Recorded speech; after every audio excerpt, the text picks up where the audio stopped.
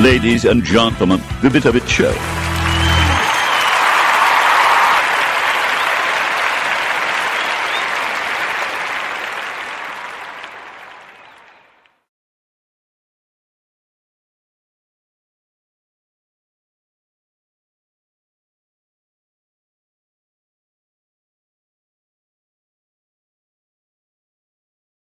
All right, guys. Like I said, we got KC Prophet and the professor himself both here tonight, and we're going to talk, like I said, talk mythical matchups. He's got some listed, I got some listed. We're ready to do this. We're going to mix a little boxing, a little MMA. So we're covering all topics here. We are fight sport boxing and MMA, so I guess that's something we should do. Which you want to start off, Professor, with your? He's got actually a better list of fights than what I got, in my opinion. Okay, thank you, Prophet. And let me just tell you that this is being brought to you by the WBBC, the World Balkanized Boxing Council, specially invented just for this occasion to make fun of all of the different boxing sanctioning agencies. And what it is 8 boxers picked totally at random, the same way that all of these boxing sanctioning agencies do, to fight in a tournament, project the results, and get a winner. In one bracket, we have Larry Holmes against Jack Johnson. And in that same bracket, the other fight will have Rocky Marciano against Tommy Morrison. In the second bracket, Jack Dempsey squares off against Joe Frazier, and Muhammad Ali faces Max Baer. So I think that what we agreed to do here is we talk about only one of the fights before we flip it over to you. Okay. And that is Mr. Larry Holmes, 6 feet 3 inches tall, roughly about 220 pounds, a career record of 69-6. 44 of those were by knockout, and he lost by knockout only one time. What is really, really interesting about his career is that very, very late in his career, when we thought that he was already washed up, and he was already been knocked out by Tyson, he scored a string of victories against some very, very good fighters. Yep. And in fact, other than going all the way to the top to be a championship fighter, he was a legitimate contender deep into his 40s. Yes. Jack Johnson, who had an official record of 55-11-8, that's 35 knockouts and 6 KOs that he suffered himself, but fought many, many more times. And the official record is lost to mixed newspaper reports. Can't tell whether they were sanctioned fights or exhibitions or what, but his official record is listed as I have said.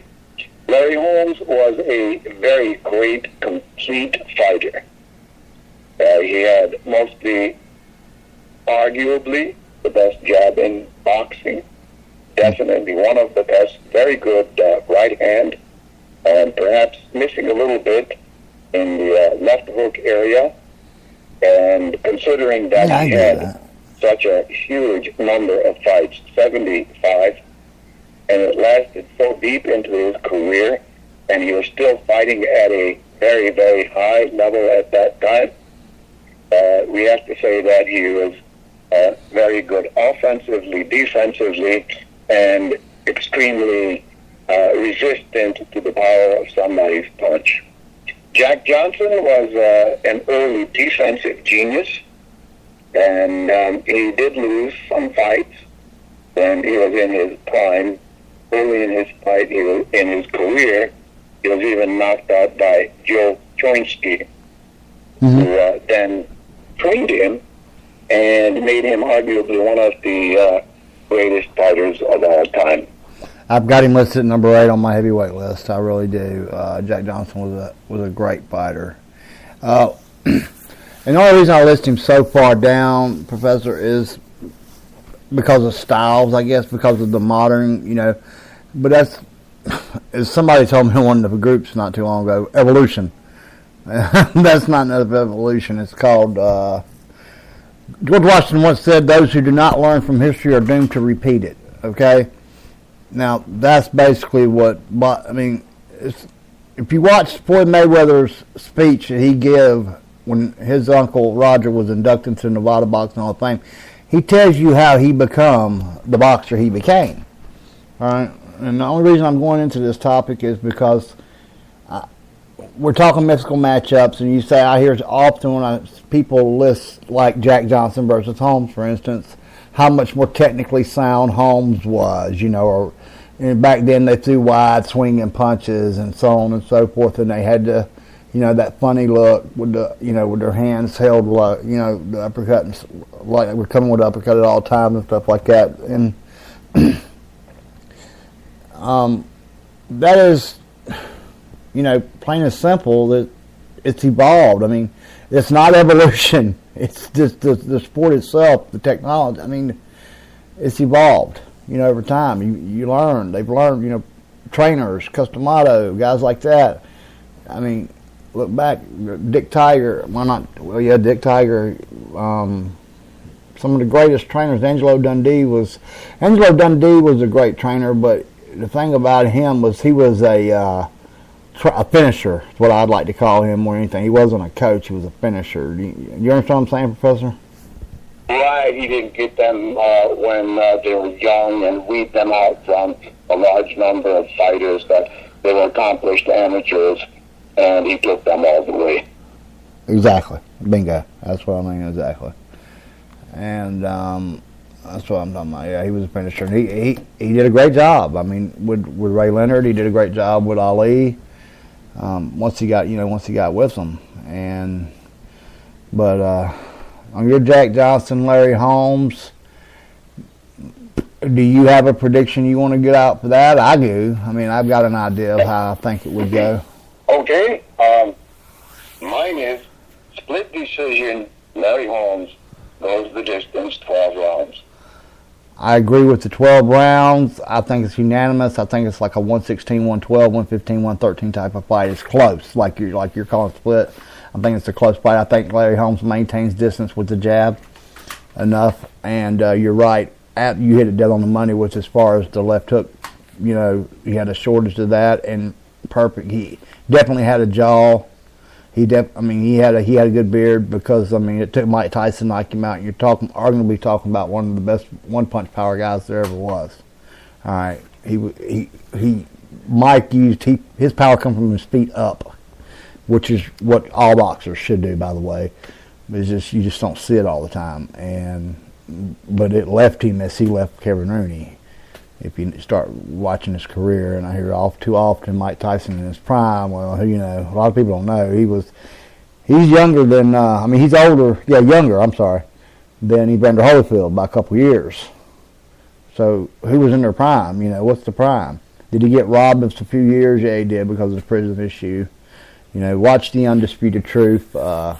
I've talked to Mike several times. He's actually a pretty good guy now. He had some mental issues there for a little while, and I would too if Don King had screwed me as much as he got screwed, But Okay, I think we can agree with me on this that I said split decision. You said unanimous. It could be flipped, or it could actually go completely differently, because we know that.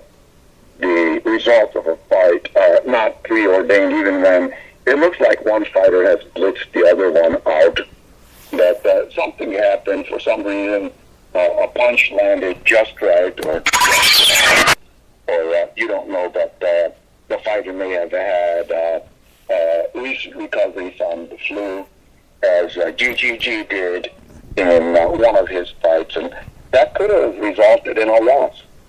Things that you don't know, or what looks like a minor injury, pulls a muscle in his leg, and just isn't 100%. And against really top competition, it may mean that the fight goes a different way.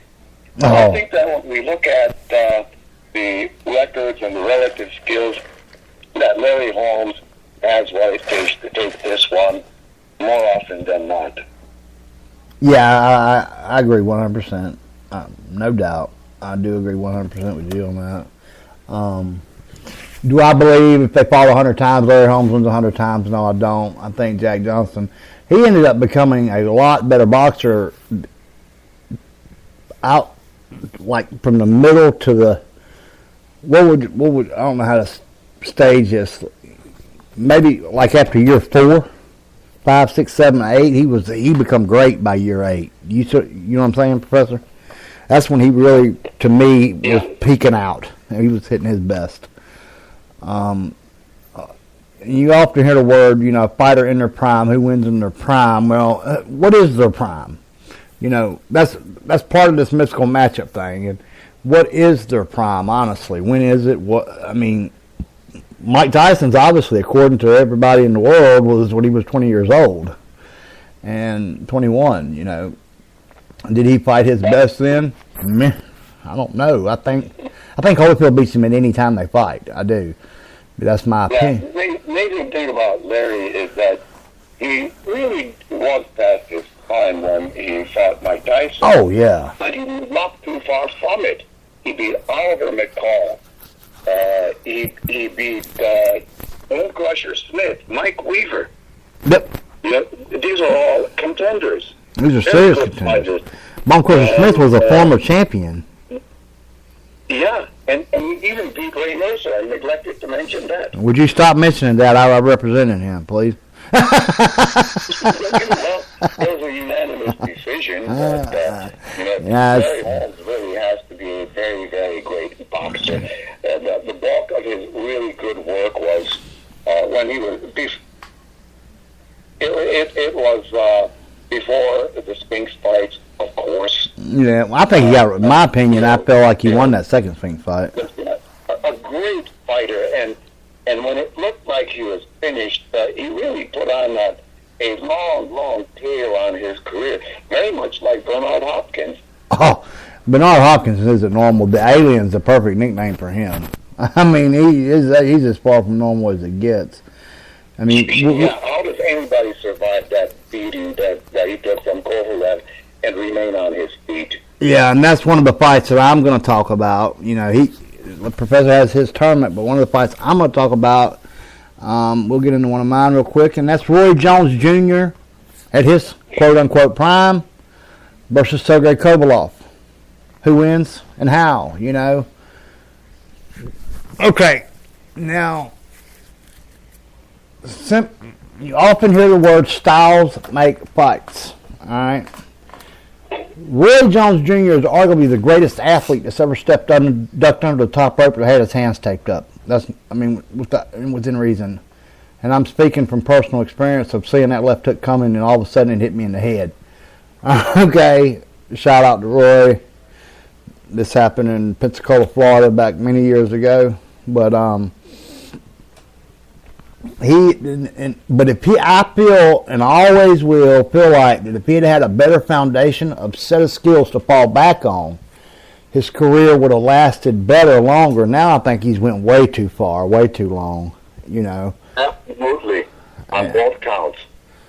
And I really do. I think he went way too far, way too long. And knowing Roy, like I do, I hate that. Now, don't unfriend me, Roy. We're still buddies. But for him, the guy that he fought this last time, Enzo, that guy has, that was serious punching power for somebody, what's Roy, 47 years old. He was a couple years older than me, I know, so, and when we fought, so, you got I think he's 47, if I'm not mistaken. I'm not looking at no statistics, right off the top of my head. I'm going off the top of my head with this stuff. But now, prime to prime, like I said, quote-unquote prime, because nobody really knows when the prime is. Like I mentioned earlier, Mike Tyson's prime was obviously when he was